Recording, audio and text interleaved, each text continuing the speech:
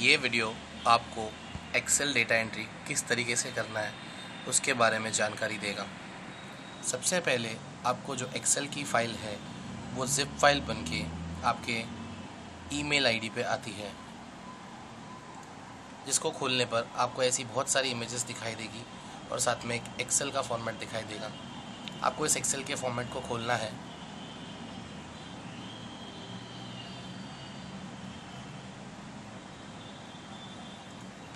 उसके बाद आप उसमें से किसी एक इमेज को खोलिए।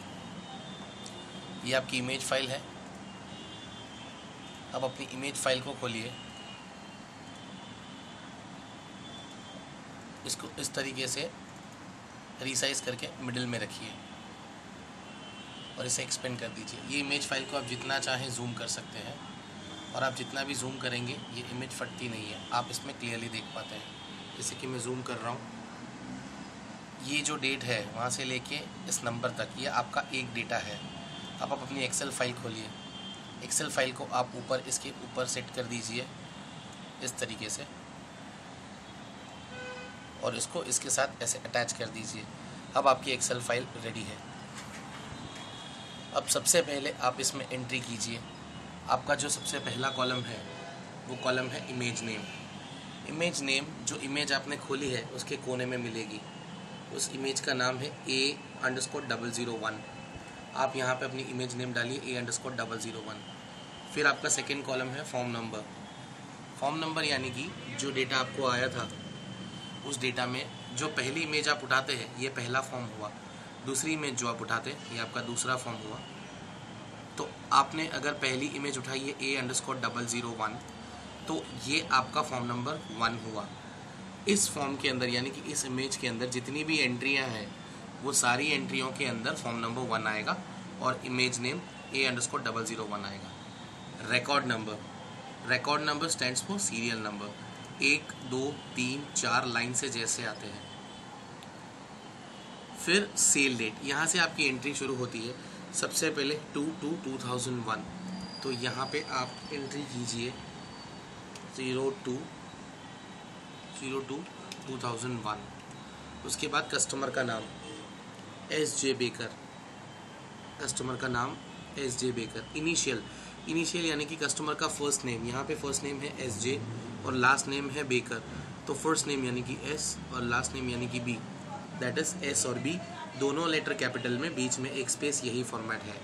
मेल एड्रेस यानी कि ईमेल एड्रेस, यहाँ पे SJ बेकर के बाद NA लिखा हुआ है, यानी कि यहाँ पे आपके पास ईमेल एड्रेस नहीं है तो आप यहाँ पे NA लिखेंगे।